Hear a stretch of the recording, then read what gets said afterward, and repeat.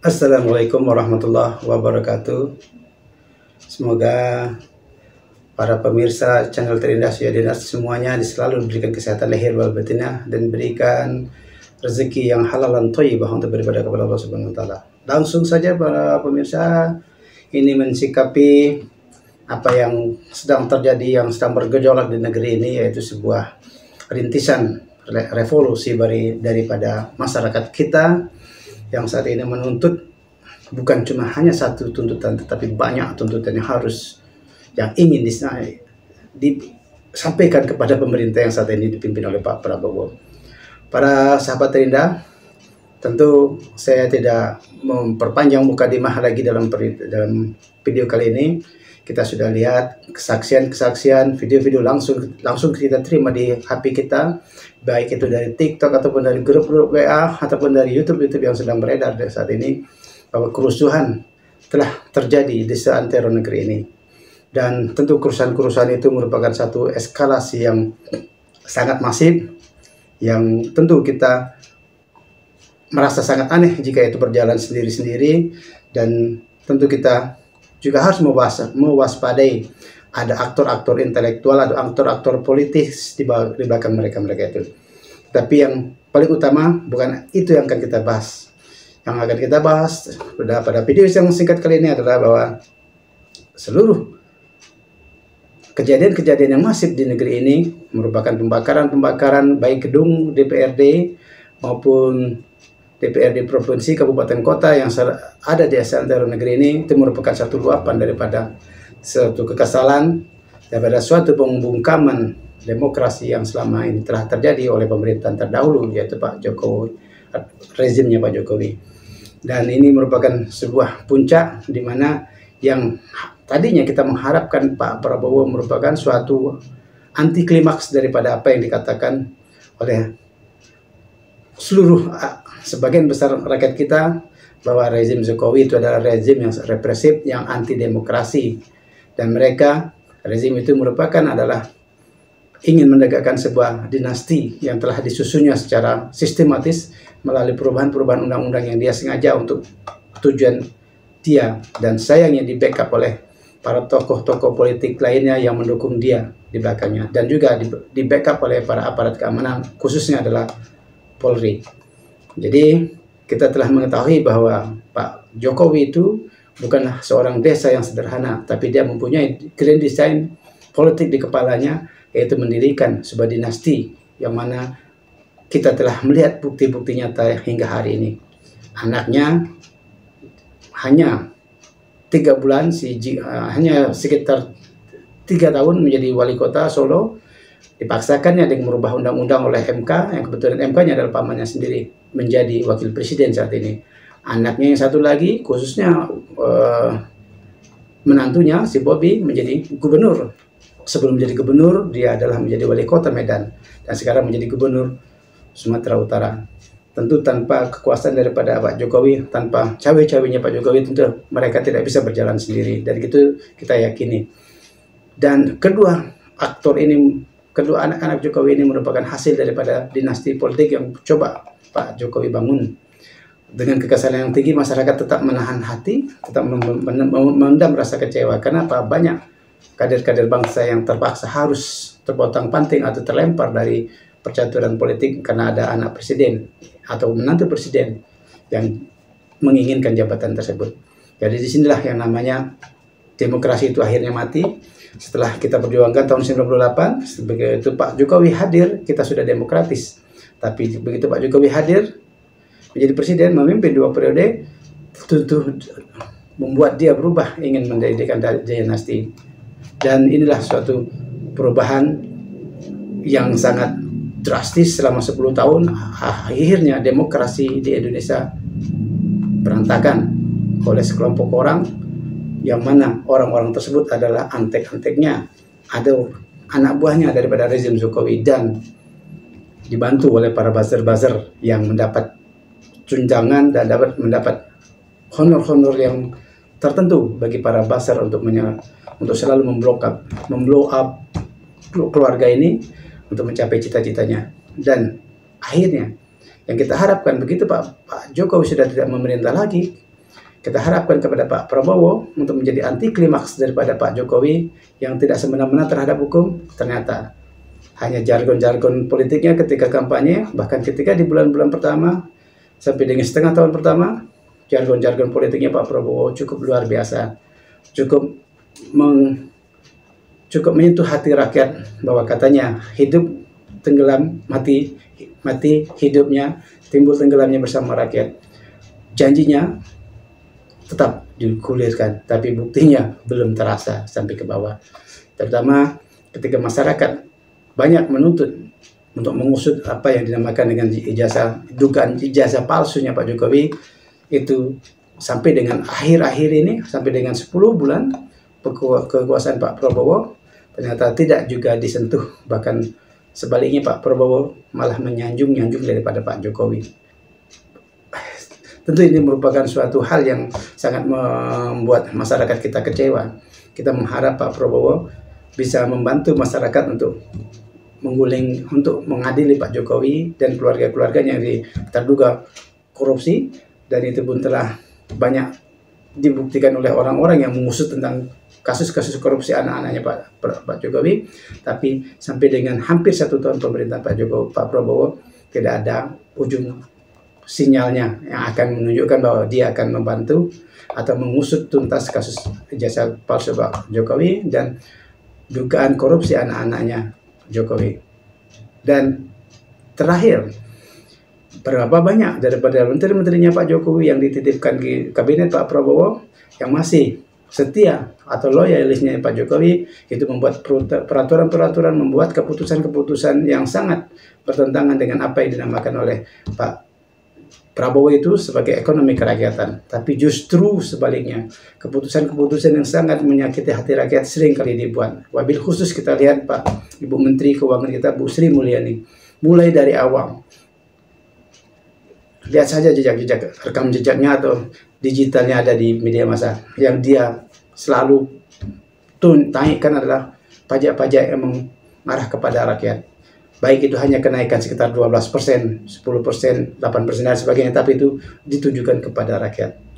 Dan terakhir, dia ingin memberikan sebuah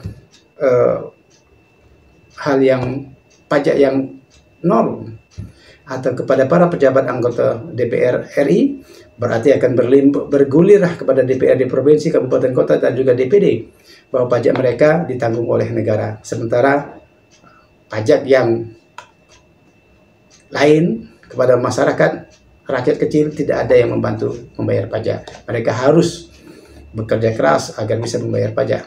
Tetapi ketika tidak bisa membayar pajak, mulai dari pajak PBB, pajak kendaraan dan sebagainya, itu akan disita. Itu merupakan suatu pernyataan-pernyataan dan suatu keputusan-keputusan yang sangat menyakiti hati rakyat. Sementara pekerjaan, pengangguran terus bertambah karena bertambahnya pemecatan para karyawan-karyawan.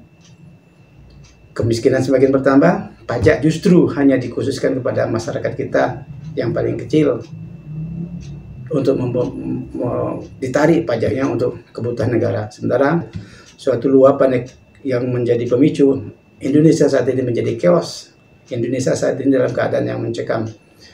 Dan lagi-lagi Pak Prabowo diharapkan untuk tindakan tegasnya seperti yang telah disampaikan pada TV-TV nasional dan juga pada media-media massa yang sudah sampai ke tangan setiap rakyat Indonesia, bahwa beliau akan mengambil suatu tindakan. Tetapi tindakan yang paling utama itu bukan tindakan represif. Dan juga kita telah melihat selama ini yang dituntut pada masyarakat, yang dituntut kepada pemerintahan Pak Prabowo adalah bukan hanya menuntaskan segala kasus-kasus yang sedang masif saat ini mengenai perpajakan dan lain sebagainya, tunjangan-tunjangan anggota dewan yang sangat luar biasa itu, dan sifat-sifat anggota dewan yang seakan-akan menari-nari di atas luka rakyat Indonesia yang sedang kelaparan. Tapi juga kabinet Bapak yang banyak dimasuki oleh menteri-menteri titipan Jokowi itu harus segera disingkirkan. Karena kita meyakini keputusan yang mereka buat itu sangat mengintimidasi kewibawaan Presiden Pak Prabowo. Khususnya kita bisa lihat seperti seorang menteri yang menginginkan bahwa tanah yang tidak terpakai 2 tahun jadi milik negara, dan yang tidak membayar pajak, tanah yang tidak membayar pajak dan tidak dikelola selama 2 tahun akan diambil atau akan disita. Kemudian kendaraan-kendaraan yang tidak membayar pajak selama 2 tahun lebih juga akan disita. Dan itu hanya kepada rakyat. Akan tetapi kepada para pejabat, justru mereka akan dibayarkan pajaknya oleh negara. Nauzubillah. Dan itu juga memicu kemarahan rakyat. Dan juga dari sisi penegakan hukum, kita lihat selama ini, selama 2 periode pemerintahan Pak Jokowi, Polri telah dijadikan anak emas, sehingga dia terkesan berbuat seenaknya sendiri tanpa bisa diadili, tanpa bisa ditindak secara hukum, karena dialah hukumnya itu sendiri. Dan itu di backup oleh Pak Jokowi, sehingga Polri lebih memihak kepada kekuasaan dan mendekat kepada rakyatnya.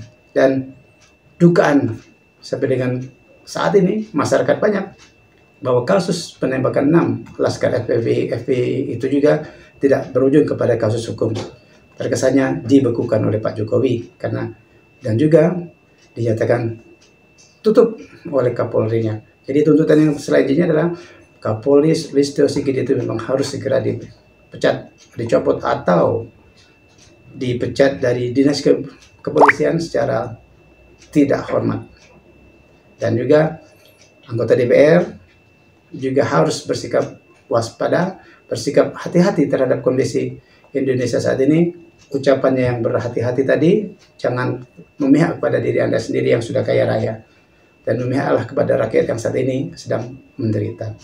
Jadi pembakaran gedung-gedung dewan, pembakaran kantor-kantor pemerintah dan lain sebagainya, termasuk mobil, motor dan lain sebagainya, bahkan telah menelan korban jiwa di mana-mana. Untuk itu, Pak Prabowo, kami mendukung Anda membuat tindakan, tetapi bukan represif seperti yang beredar terakhir ini, khusus hari ini, dilihat di WA, di grup, dan juga di Instagram, dan juga di YouTube, bahwa Pak Listio Sigit sudah membuat suatu keputusan untuk tembak di tempat bagi para demonstran yang melakukan anarkis. Kita akan lihat kalau memang ini diterapkan oleh Pak Listio Sigit berdasarkan dia menerjemahkan perintah dari Pak Prabowo, maka akan banyak korban pertumbangan di lapangan ketika demonstrasi dilaksanakan tadi. Dan ini kami sebagai warga masyarakat melalui YouTube ini tak sampai tidak kepada telinga dan mata pemerintah. Yang penting saya hanya sampaikan saja, boleh tertibkan masyarakat, tapi jangan represif, jangan seperti yang Listio Sigit katakan itu, bahwa ditembak di tempat. Jika demonstrasi itu melakukan anarkis atau penjarahan-penjarahan. Dan memang perlu kertak seperti ini, tapi kita khawatirkan nanti kertak itu akan disalah terjemahkan oleh anak buah Listio Sigit khususnya di lapangan, dan akan memuntahkan tembakan-tembakan. Seperti ada rekam yang berlalu lalang di media sosial bahwa dia menyatakan, kami sebagai aparat baru bertindak secara fisik seperti ini saja, belum melakukan tindakan dengan tembakan-tembakan. Jika itu dilakukan dengan tembakan-tembakan, maka Jakarta akan bersimbah darah. Bukan hanya Jakarta, di seluruh Indonesia akan bersimbah darah oleh para demonstran. Dan ini jangan sampai terjadi. Sekali lagi Pak Prabowo, Listio Sigit itu banyak masyarakat menginginkan dia untuk segera dicopot, karena itu masih loyalisnya Pak Jokowi yang ingin berkuasa terus, sehingga dari 4 matra yang ada di Indonesia itu Polri ini yang sudah ada tidak mau mereformasi dirinya sendiri. TNI paripurna dia mereformasi dirinya ke dalam, tidak berpolitik lagi. Tetapi Polri justru berpesta pora ketika berada di pemerintahan Pak Jokowi, bahkan dijadikan anak emas. Perbuatannya apapun terkesan tidak tersentuh dengan hukum. Pak Prabowo bertindak tegas bukan berarti merepresi diri, bertindak tegas bukan berarti menumpahkan darah rakyat dengan peluru-peluru daripada polisi-polisi yang nanti menjaga di lapangan. Dan suasana tetap kondusif meskipun diberlakukan besok tanggal 1 September 2025. Sekali lagi Semoga Indonesia semakin damai sejahtera. Sebuah kasus itu pasti bisa diselesaikan, tapi tentu dengan duduk bersama seluruh elemen masyarakat. Silahkan untuk diundang dan didengarkan apa tuntutannya, dan bukan hanya didengarkan tapi direalisasikan. Meskipun tidak bisa semuanya dituruti, tapi minimalnya apa-apa yang menjadi tonggak keputusan yang diinginkan masyarakat, yang paling benar-benar yang diinginkan, itu dipatuhin. Mungkin salah satunya sahkan undang-undang perampasan aset para koruptor. Kedua, copot Listio Sigit atau pecat dengan tidak hormat Listio Sigit. Ketiga, pecat semua menteri-menteri yang loyalis Jokowi itu. Dan selanjutnya, adili Jokowi dan kroni-kroninya. Dan kelima, mengazulkan Gibran dari Wapres, karena dia merupakan salah satu daripada kroni-kroninya Pak Jokowi yang ingin kembali berkuasa. Jangan sampai ini terjadi, jangan tersampai loyalisnya Jokowi ini merasa menang untuk mengangkangi, atau sampai loyalisnya Jokowi ini merasa menang melihat Pak Prabowo tidak bisa mengambil peran untuk menertibkan negeri ini. Karena kalau itu terjadi, maka dia yang akan berkuasa. Dan kita sebagai rakyat, kita tidak ingin rezimnya Jokowi atau antek-anteknya Jokowi menguasai negeri ini. Kami tetap menginginkan Pak Prabowo yang menjadi presiden meskipun tanpa ada wakil. Demikian. Billahi taufiq wal hidayah. Wassalamualaikum warahmatullahi wabarakatuh.